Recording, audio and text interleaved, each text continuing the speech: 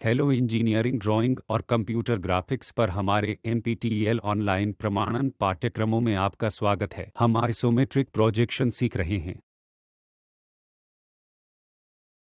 इसलिए पिछली कक्षाओं में हमने विभिन्न प्रकार के प्रोजेक्शंस को ऑर्थोग्राफिक परोक्ष और परिप्रेक्ष्य प्रोजेक्शंस के रूप में देखा है। इसमें एक बहुत ही लोकप्रिय तरीका जो हम सीख रहे हैं वह है आइसोमेट्रिक प्रोजेक्शन। इसलिए आइसोमेट्रिक प्रोजेक्शन पैरेलल लाइन के साथ एक्सोनोमेट्रिक प्रोजेक्शन के भाग के अंतर्गत आते हैं जिसका हम उपयोग करते हैं। और आइसोमेट्रिक प्रोजेक्शन की मुख्य अवधारणा बेस हॉरिजॉन्टल के साथ है। इनमें से एक बेस दोनों तरफ 30 डिग्री होगा और मुख्य एक्सिस एक दूसरे के साथ 120 डिग्री कोण बनाता है।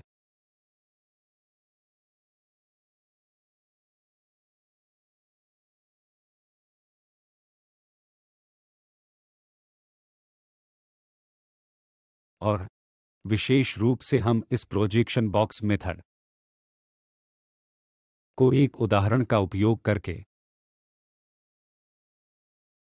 जिसमें व्यू एक बॉक्स में एम्बेडेड होते हैं तथा घूर्णन करने का प्रयास करते हैं ताकि हम आइसोमेट्रिक प्रोजेक्शन देख सकें। तो आइए पहला उदाहरण लेते हैं। तीन अलग अलग व्यू पर पहली कोण मेथड का उपयोग करके हमारे पास फ्रंट व्यू जैसा कुछ है जिसमें कुछ डायमेंशन हैं जैसे चरणों की तरह आर्किटेक्चर, कुछ 30-20 यूनिट, और इसके राइट साइड का व्यू कुल हाइट 70 यूनिट के साथ दिया गया है और टॉप व्यू डायमेंशन 50, 20 और 20 के साथ दिया गया है। शेष डायमेंशन को हम अन्य व्यू से प्राप्त कर सकते हैं।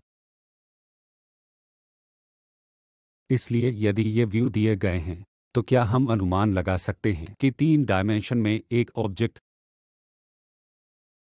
कैसा दिखता है और विशेष रूप से हम उस ऑब्जेक्ट को आइसोमेट्रिक प्रोजेक्शन मेथड का उपयोग करके आकर्षित कर सकते हैं। क्या आप इसे देख सकते हैं कि यह तीन डायमेंशन में कैसा हो सकता है?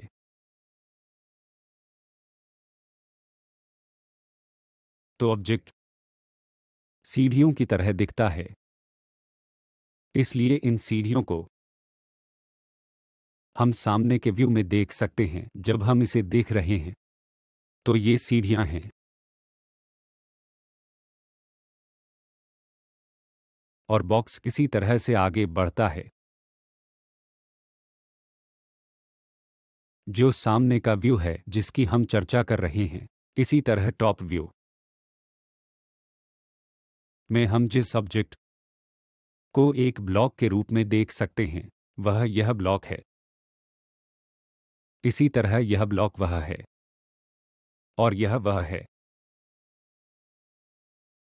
और राइट साइड का व्यू है। यदि आप इसे राइट साइड के डायमेंशन से देख रहे हैं तो हम यह पता लगाने की कोशिश करेंगे। तो यह एक है, यह एक है और यह भाग है।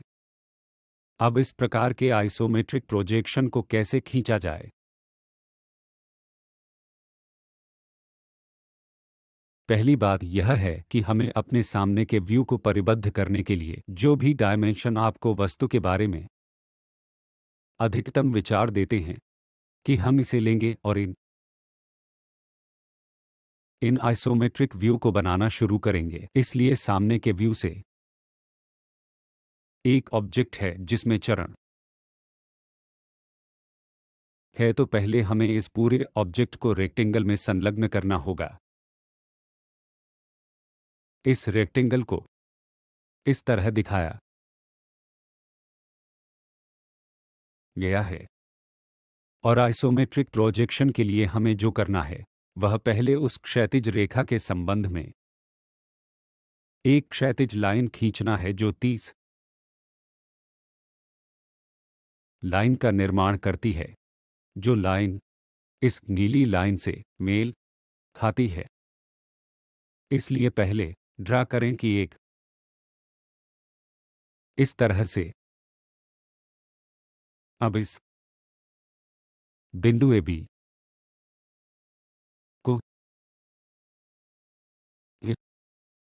वी में स्थानांतरित करें। ये रेखा एक और समान है क्योंकि ये मुख्य एक्सिस लाइन हैं जो मुख्य एक्सिस लाइन के समानांतर हैं जिन्हें हम चुन रहे हैं। तो ए बी यहाँ आइसोमेट्रिक व्यू पर ए बी यहाँ फ्रंट व्यू से एक रहता है और वही अब बी से एक ऊर्ध्वाधर रेखा खींचता है जिसे हम सी कहते हैं। सी की लेंथ को हम राइट साइड 70 यूनिट द्वारा प्राप्त करेंगे। इसलिए बीसी की लेंथ जो भी हो वही बीसी लेंथ हो जिसे हम खींचेंगे। अब बीसी पैरेलल से एक और रेखा डी खींचेंगे और इस बॉक्स पर सी और डी को 30 डिग्री के कोण से जोड़ेंगे। यह जो कुछ भी बना रहा है इस पॉइंट को एक सी से एक तक मापें और उस पॉइंट एक को खोजें। इसी तरह इसे पॉइंट बी से 2 तक मापें। जो भी बी से 2 पॉइंट हो पहले बी से पॉइंट खोजें।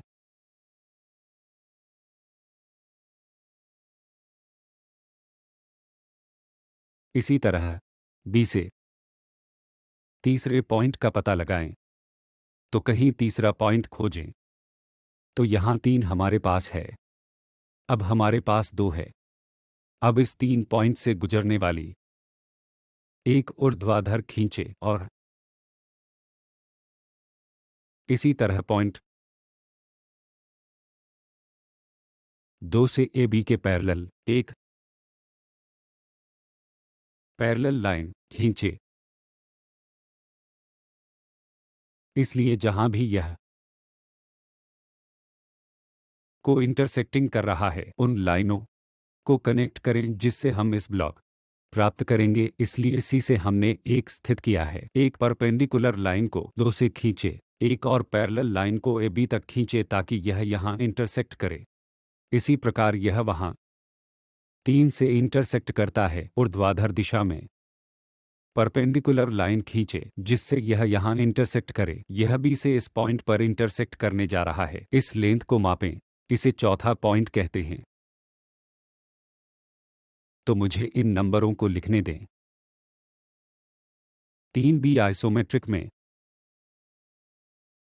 3b के बराबर है उस व्यू में फ्रंट व्यू में। इसी तरह 4b आइसोमेट्रिक व्यू में 4b के बराबर है या b4 फ्रंटल व्यू में।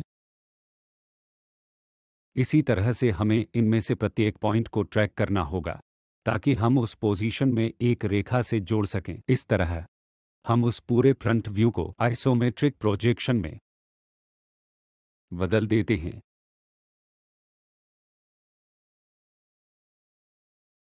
एक बार ऐसा हो जाने पर हम राइट साइड का व्यू चुनेंगे। इसलिए राइट साइड से हम इसे इस तरह से खोजने की कोशिश कर रहे हैं। इसलिए पहले से ही एक रेक्टेंगल इस रेक्टेंगल को 30 डिग्री रेखा पर स्थानांतरित कर देता है। फिर से यह एक 30 डिग्री रेखा है। इस पॉइंट को हमने इस पॉइंट को कहा है जिसे हमने कहा है कि यह ए है, यह बी है।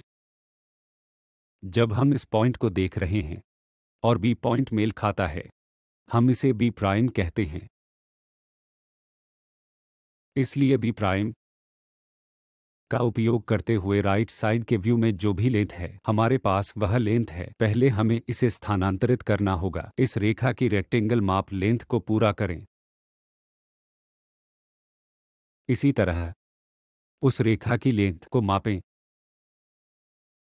तो उन स्थानों पर इसके समानांतर 2 रेखा खींचते हैं। आइए हम इस पॉइंट को कुछ कहते हैं ई तो बी प्राइम कहते हैं और यह ई प्राइम है। तो जो भी बी प्राइम ई प्राइम की लेंथ बी के समान हो इस तरह से इस रेखा के साथ इस रेक्टेंगल का निर्माण करें। एक बार यह हो जाने के बाद हम इस बॉक्स के शीर्ष पक्ष के निर्माण के लिए दूसरे दृश्य शीर्ष दृश्य का उपयोग कर सकते हैं।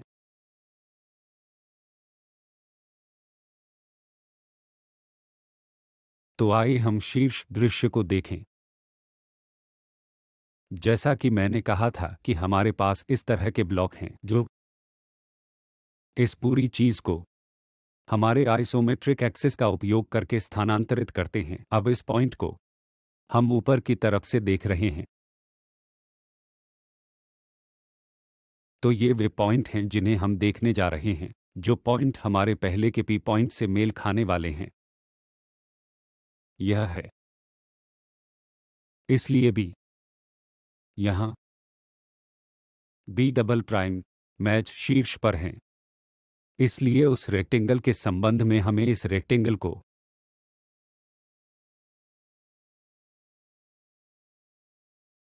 इस रेखा के पैरेलल मोड़ना होगा,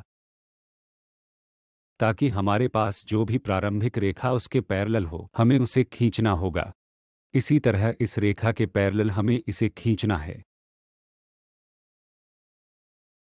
और ऊपर की तरफ मूल रूप से है, अगर मैं एक रेक्टेंगल को पूरा करने जा रहा हूं जो कि उस रेखा के पैरेलल होने जा रहा है, अन्यथा इस रेखा के पैरेलल यह रेखा भी पैरेलल है। जिस तरह से हमें इन रेक्टेंगल्स को जोड़ना है, एक बार ऐसा करने के बाद एक बॉक्स, आयताकार बॉक्स होता है जहां इन लेंथ को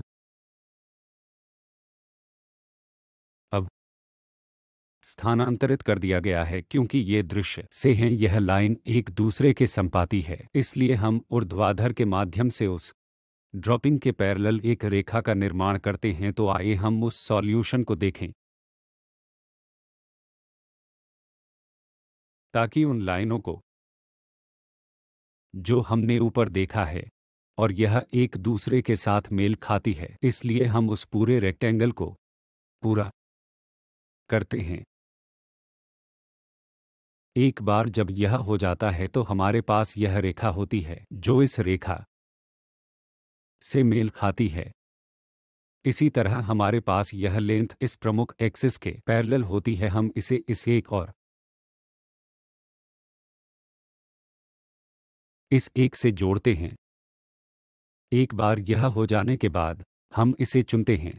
ये दो लाइन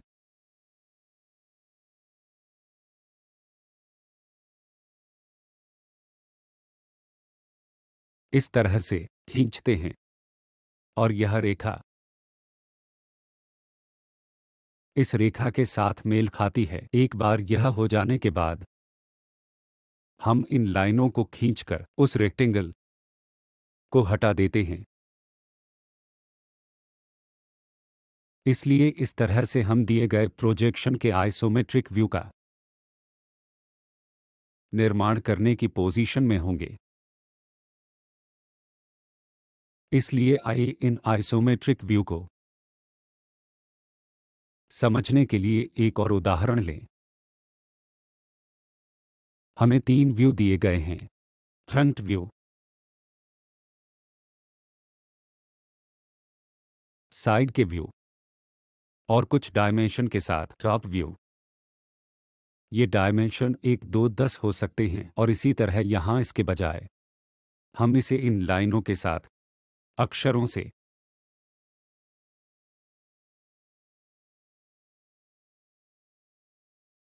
निरूपित कर रहे हैं। हमें एक बॉक्स का निर्माण करना है। तो आइए देखें। सबसे पहले, जब भी हमारे पास इस तरह के ऑब्जेक्ट होते हैं जहां रेक्टेंगल प्रमुख विशेषताएं होती हैं, तो हम आगे बढ़ते हैं। मुख्य एक्सिस का उपयोग करके एक बॉक्स बनाते हैं। अब फ्रंट व्यू में हमारे पास यह डब्ल्यू लेंथ है। इसलिए यदि हम इस बिंदु से देख रहे हैं तो हमें बी को लेंथ ए बी कहते हैं। डब्ल्यू, इसलिए ए बी से हम पहले एक क्षैतिज रेखा खींचते हैं। सबसे पहले हम उस 30 डिग्री के संबंध में एक हॉरिजॉन्टल रेखा खींचते हैं और उस 30 डिग्री के संबंध में हम दो रेखा खींचते हैं। एक बार जब ये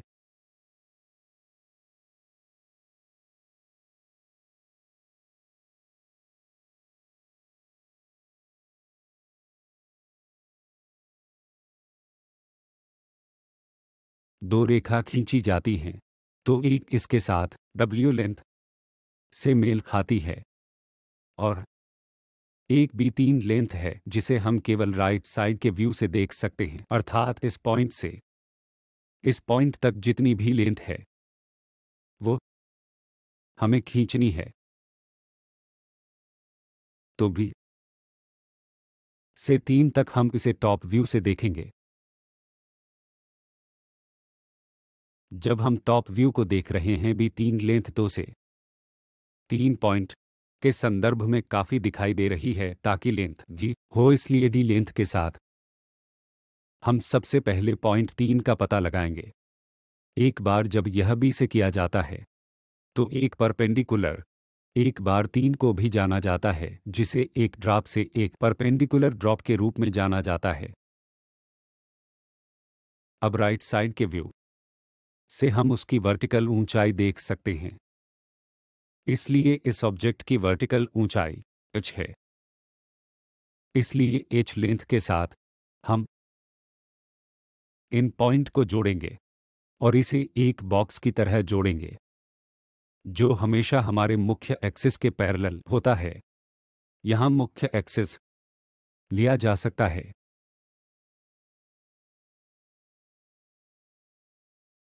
क्योंकि ये एज मुख्य एक्सिस हैं। दो डायमेंशन में यदि हम देख रहे हैं कि यह इन साइड के बीच 120 डिग्री का कोण बनाता है।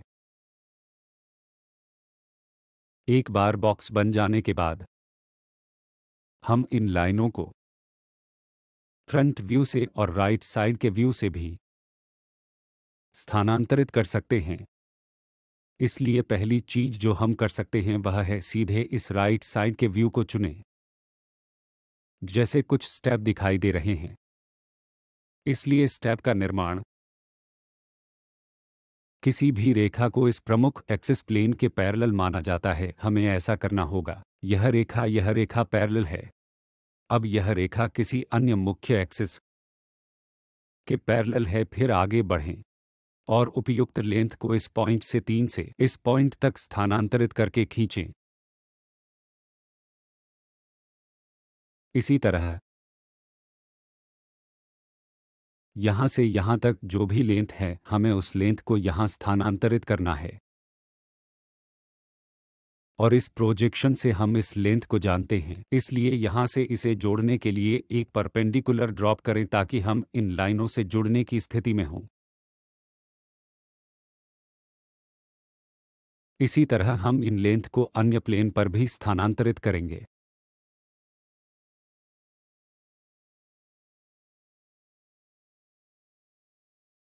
एक संभावना फ्रंटल व्यू से है। हम देख सकते हैं कि इस तरह के ब्लॉक की तरह कुछ है जो इमेजिनरी है, इसलिए हम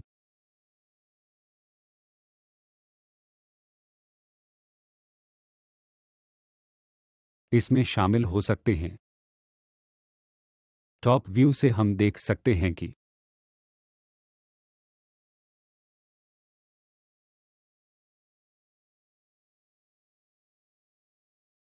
यह भाग मौजूद है।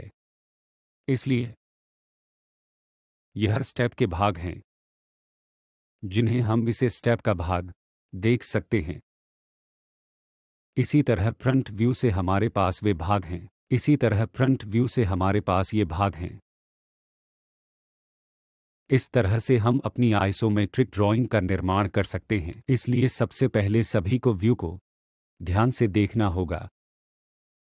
जिस तरह से प्रमुख प्लेन पर व्यू होते हैं, ये प्रमुख प्लेन हैं। उदाहरण के लिए हम उन प्रोजेक्शंस को आकर्षित करते हैं जब यह प्लेन उपलब्ध होते हैं।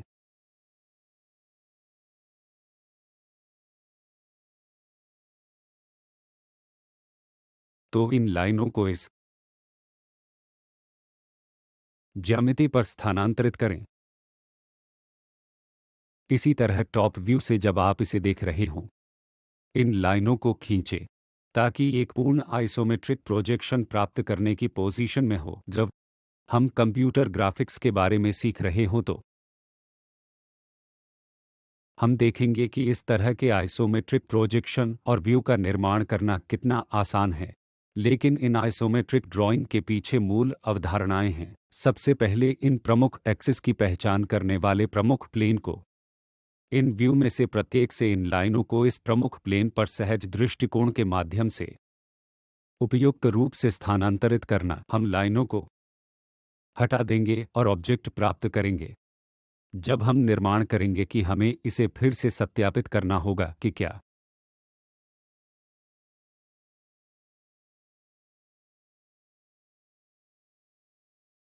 वह विचारों से मेल खा रहा है। अब हम एक और उदाहरण लेते हैं। यहाँ हमारे पास एक ब्लॉक और सिलेंडर है।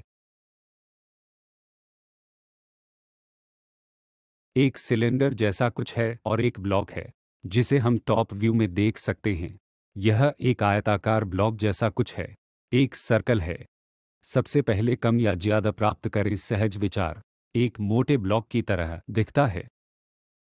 हालांकि यह आइसोमेट्रिक व्यू नहीं है जो हम चित्रित कर रहे हैं, लेकिन सिर्फ काल्पनिक उद्देश्य के लिए एक बॉक्स जैसा कुछ है। और क्योंकि इसमें एक सर्कुलर काइंड की चीज है जो पूरे वे शाफ्ट तक फैली हुई है, तो इस तरह से बाहर आने वाली एक सर्कुलर चीज की तरह कुछ होना चाहिए। अब इस तरह का सहज तरीका बहुत मददगार है। एक बार ऐसा करने के बाद हम 30 डिग्री लाइनों का निर्माण करने और आगे बढ़ने की पोजीशन में होंगे और बहुत व्यवस्थित तरीके से हम इस आइसोमेट्रिक व्यू का निर्माण करेंगे। इसलिए हम इसे फ्रंट व्यू से शुरू करना चाहेंगे। यदि मैं शुरू करना चाहता हूं, फिर ए बी इकाइयों की लेंथ होती है, इसलिए हॉरिजॉन्टल रेखा से शुरू करें, कहीं 30 डिग्री लाइन खींचें और 30 डिग्री लाइन अब ए बी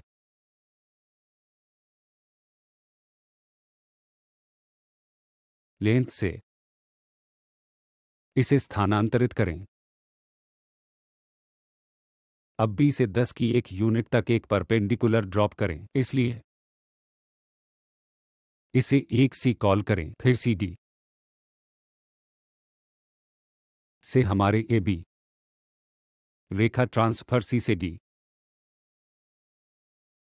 लेंथ के समानांतर चला जाता है, जो कि यहाँ 50 यूनिट है। एक बार ऐसा करने के बाद हम इस रेक्टेंगल को परिवर्तित कर सकते हैं, जो कि 50 है। रेक्टेंगल फिर से हमारे पास है, तो यहाँ एक और परपेंडिकुलर खींचे। और क्योंकि यह एक स्केच है जो हम करने की कोशिश कर रहे हैं, सबसे पहले उस समचतुर्भुज का निर्माण करें जो एक बार सेंटर के संबंध में किया जाता है। हमारे पास यह सर्कल है। पिछली क्लास में हमने सीखा है कि इस सर्कल को एक व्यू में दीर्घवृत्त में आइसोमेट्रिक वे से कैसे बदलना है। तो इस प्रकार इस सब में से पहले हमें उस सर्कल को दीर्घवृत्त में बनाना होगा ताकि हम उस आयताकार ब्लॉक पर इस दीर्घवृत्त होना होगा। एक बार जब यह टेंजेंट हो जाता है तो हमें टॉप व्यू से इस वर्टिकल सिलेंडर लाइनों का निर्माण करना होता है। इस सर्कल को फिर से आइसोमेट्रिक व्यू में जब हम फिर से 30 डिग्री पर देख रहे होते हैं,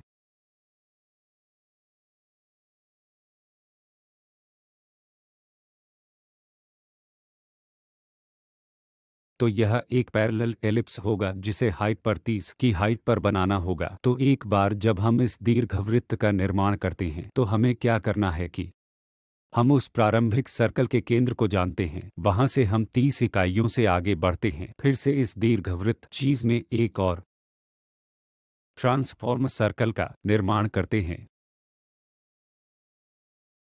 एक बार ऐसा करने के बाद इन लाइनों को मिला दें क्योंकि आइसोमेट्रिक चीज़ों के मामले में छिपी हुई रेखा दिखाई नहीं देनी चाहिए, हम उन छिपी हुई लाइनों को हटा देते हैं।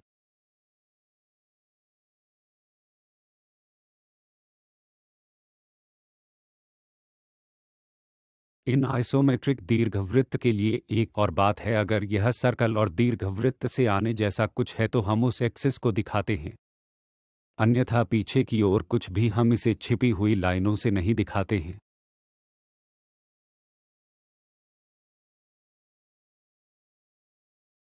अब हम एक अंतिम उदाहरण पिरामिड को देखते हैं।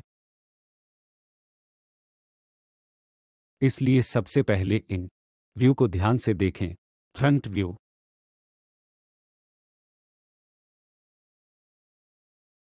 और टॉप व्यू। यह टॉप व्यू में जैसा दिखता है, हम देख सकते हैं कि फ्रंट व्यू में ऑब्जेक्ट का इस प्रकार के आकार का है।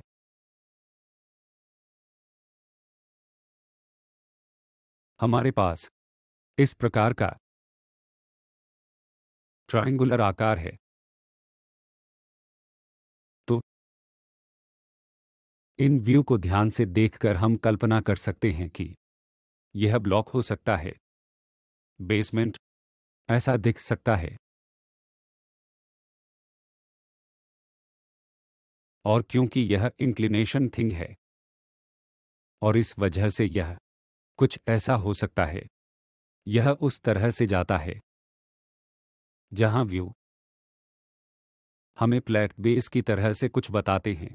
तो शायद ऐसा लगता है कि ये सभी चीजें इस पॉइंट पर मेल खा रही हैं। इसी तरह यहां ऐसा लगता है कि ऑब्जेक्ट इस तरह दिख सकता है। इसलिए यदि मैं इसे हटा रहा हूं,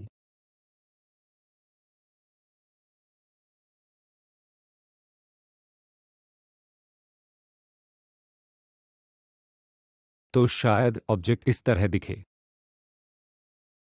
इसलिए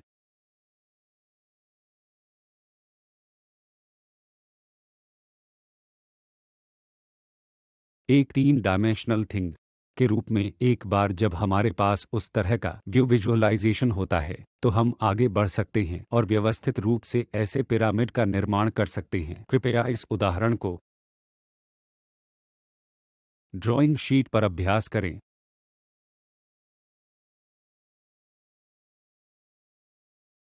तो पहला कदम जो हमें करना है, वह हमेशा की तरह एक हॉरिजॉन्टल रेखा 30 डिग्री खींचना है।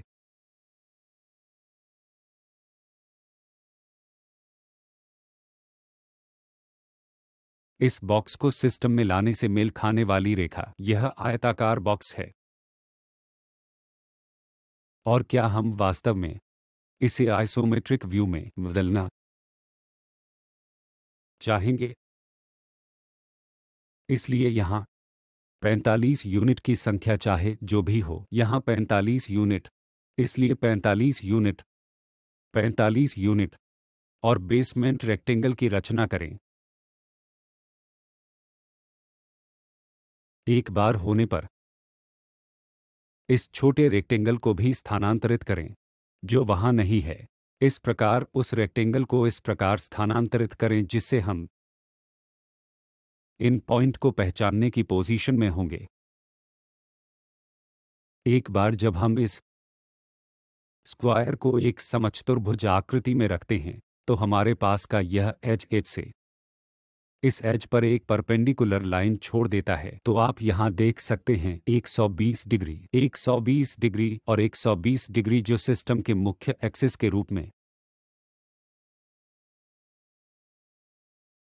में कार्य करता है। इसलिए एक बार जब हम 50 यूनिट की लेंथ स्थानांतरित करते हैं तो वह बेस से है। इसलिए एक बार जब हमने बेस को 50 अंक तक उस रेखा के पीक के साथ परिभाषित किया है, इसी प्रकार हमें रेक्टेंगल पर इस 20 यूनिट को इस बिंदु 20 यूनिट के सापेक्ष स्थानांतरित करना होगा, जिसका अर्थ है यह बिंदु उन 20 यूनिट के संबंध में पहले इसका पता लगाने के लिए है इसी प्रकार उस पॉइंट के संबंध में यह पॉइंट 20 यूनिट लोकेशन पर है, इसलिए उस पॉइंट 20 यूनिट के सापेक्ष इसे ज्ञात कीजिए। एक बार जब हमने इन दोनों को रेखा से संयोजित करें,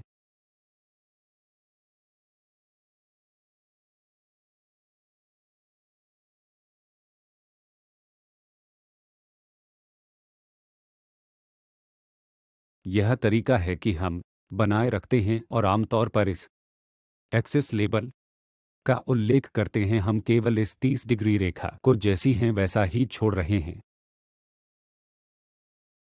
इसलिए इसके साथ हम अपनी आइसोमेट्रिक प्रोजेक्शन को समाप्त करेंगे और अगली कक्षा में हम कंप्यूटर ग्राफिक्स के बारे में पढ़ेंगे।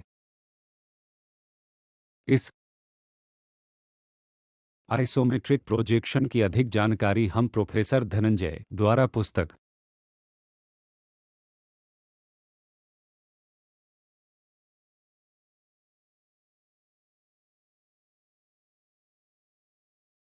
इंजीनियरिंग ड्राइंग से सीख सकते हैं। धन्यवाद।